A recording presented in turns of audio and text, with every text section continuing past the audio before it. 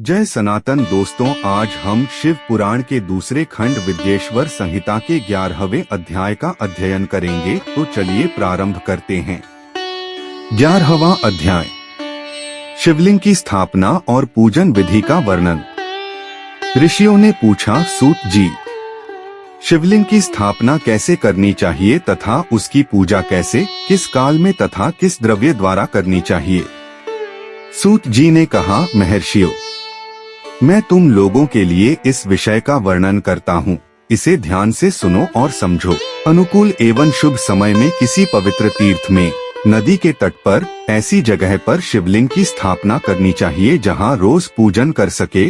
पार्थिव द्रव्य से, जलमय द्रव्य से अथवा तेजस द्रव्य से पूजन करने से उपासक को पूजन का पूरा फल प्राप्त होता है। शुभ लक्षणों में पूजा करने पर यह तुरंत फल देने वाला है। अचल प्रतिष्ठा के लिए छोटा शिवलिंग श्रेष्ठ माना जाता है। अचल प्रतिष्ठा हेतु बड़ा शिवलिंग अच्छा रहता है। शिवलिंग की पीठ सहित स्थापना करनी चाहिए।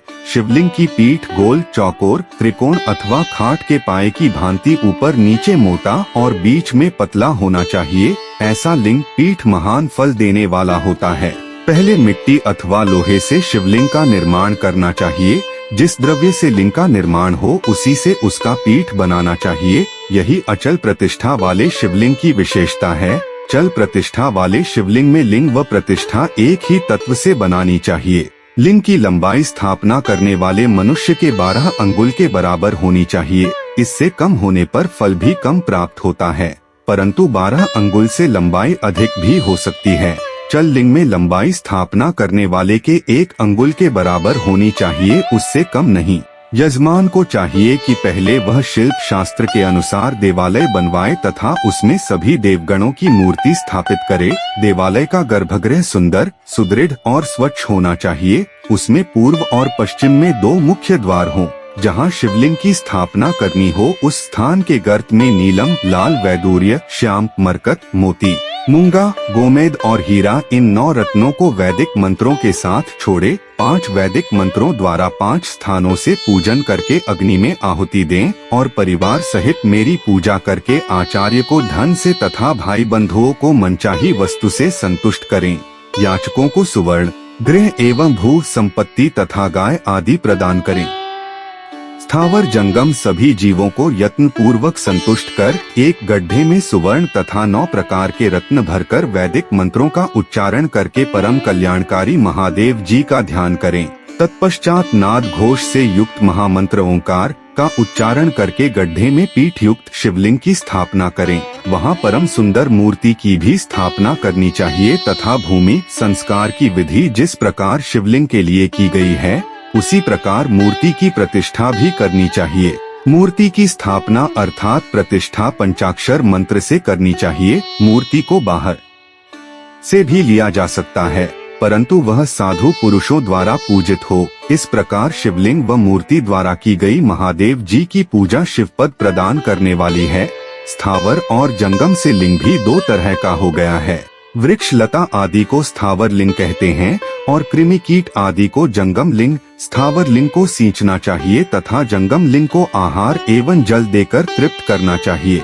यूं चराचर जीवों को भगवान शंकर का प्रतीक मानकर उनका पूजन करना चाहिए। इस तरह महालिंग की स्थापना करके विविध उपचारों द्वारा उसका रोज पूजन करें तथा देवालय के पास ध्वजारोहण करें। शिवलिंग साक्षात शिव का पद प्रदान करने वाला है। आवाहन, आसन, अर्घ्य, पाद्य, पाद्यांग, आचमन, स्नान, वस्त्र, यज्ञोपवीत, गंध, पुष्प, धूप, दीप, नैवेद्य, तांबूल, समर्पण, नीराजन, नमस्कार और विसर्जन, ये 16 उपचार हैं। इनके द्वारा पूजन करें। इस तरह किया गया भगवान शिव का पूजन शिवपद की प्राप्ति कराने वाला है। सभी शिवलिंगों की स्थापना के उपरांत, चाहे वे मनुष्य द्वारा स्थापित, ऋषियों या देवताओं द्वारा अथवा अपने आप प्रकट हुए हों, सभी का उपर्युक्त विधि से पूजन करना चाहिए, तभी फल प्राप्त होता है। उसकी परिक्रमा और नमस्कार करने से शिवपद की प्राप्ति होती है। शिवलिंग का नियम पूर्वक दर्शन भी कल्याणकारी होता है। मिट्टी, आटा, गाय के गोबर, फूल, कनेर, पुष्प, फल, गुड़, मक्खन, भस्म अथवा अन्न से शिवलिंग बनाकर प्रतिदिन पूजन करें तथा प्रतिदिन 10,000 प्रणव मंत्रों का जाप करें अथवा दोनों संध्याओं के समय 1 सहस्र प्रणव मंत्रों का जाप करें। इससे भी शिव पद की प्राप्ति होती है। जप काल में प्रणव मंत्र का उच्चारण मन की शुद्धि करता है। नाद और बिंदु से युक्त ओंकार को कुछ विद्वान समान प्रणव कहते हैं। प्रतिदिन 10,000 पंचाक्षर मंत्र का जाप अथवा दोनों संध्याओं को 1 सहस्र मंत्र का जाप शिव पद की प्राप्ति कराने वाला है। सभी ब्राह्मणों के लिए प्रणव से युक्त पंचाक्षर मंत्र अति फलदायक है। कलश से किया स्नान, मंत्र की दीक्षा, मातृकाओं का न्यास, सत्य से पवित्र अंतःकरण, ब्राह्मण तथा ज्ञानी गुरु सभी को उत्तम माना गया है। पंचाक्षर मंत्र का 5 करोड़ जाप करने से मनुष्य भगवान शिव के समान हो जाता है। 1, 2, 3 अथवा 4 करोड़ जाप करके मनुष्य क्रमशः ब्रह्मा, विष्णु, रुद्र तथा महेश्वर का पद प्राप्त कर लेता है। यदि 1000 दिनों तक प्रतिदिन 1 सहस्र जाप पंचाक्षर मंत्रों का किया जाए और प्रतिदिन ब्राह्मण को भोजन कराया जाए तो इससे अभीष्ट कार्य की सिद्धि होती है। ब्राह्मण को प्रतिदिन प्रातःकाल 1008 बार गायत्री मंत्र का जाप करना चाहिए, क्योंकि गायत्री मंत्र शिव पद की प्राप्ति कराता है। वेद मंत्रों और वैदिक सूक्तियों का भी नियम से जाप करें। अन्य मंत्रों में जितने अक्षर हैं उनके उतने लाख जाप करें। इस प्रकार यथाशक्ति जाप करने वाला मनुष्य मोक्ष प्राप्त करता है। अपनी पसंद से कोई एक मंत्र अपनाकर प्रतिदिन उसका जाप करें अथवा का नित्य 1 सहस्र जाप करें। ऐसा करने से संपूर्ण मनोरथों की सिद्धि होती है। जो मनुष्य भगवान शिव के लिए फुलवाड़ी या बगीचे लगाता है तथा शिव मंदिर में झाड़ने बुहारने का सेवा कार्य करता है, ऐसे शिव भक्त को पुण्य कर्म की प्राप्ति होती है। अंत समय में भगवान शिव उसे मोक्ष प्रदान करते हैं। काशी में निवास करने से भी योग और मोक्ष की प्राप्ति होती है। इसलिए आमरण भगवान शिव के क्षेत्र में निवास करना चाहिए। उस क्षेत्र में स्थित बावड़ी, तालाब, कुआं और पोखर को शिवलिंग समझकर वहां स्नान, दान और जाप करके मनुष्य भगवान शिव को प्राप्त कर लेता है। जो मनुष्य शिव के क्षेत्र में अपने किसी मृत संबंधी का दाह, दशा, मासिक श्राद्ध अथवा वार्षिक श्राद्ध करता है अथवा अपने पितरों को पिंड देता है, वह तत्काल सभी पापों से मुक्त हो जाता है और अंत में शिवपद प्राप्त करता है। लोक में अपने वर्ण के अनुसार आचरण करने व सदाचार का पालन करने से शिव पद की प्राप्ति होती है। निष्काम भाव से किया गया कार्य अभीष्ट फल देने वाला एवं शिव पद प्रदान करने वाला होता है। दिन के प्रातः, मध्याह्न और सायं 3 विभाग होते हैं।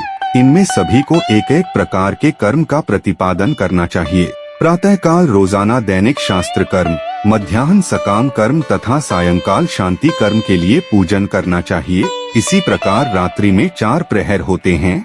उनमें से बीच के 2 प्रहर निशीथ काल कहलाते हैं। इसी काल में पूजा करनी चाहिए, क्योंकि यह पूजा अभीष्ट फल देने वाली है। कलयुग में कर्म द्वारा ही फल की सिद्धि होगी। इस प्रकार विधि पूर्वक और समयानुसार भगवान शिव का पूजन करने वाले मनुष्य को अपने कर्मों का पूरा फल मिलता है। ऋषियों ने कहा, सूत जी, ऐसे पुण्य क्षेत्र कौन कौन से हैं, जिनका आश्रय लेकर सभी स्त्री पुरुष शिवपद को प्राप्त कर लें? कृपया कर हमें बताइए। 11वां अध्याय समाप्त।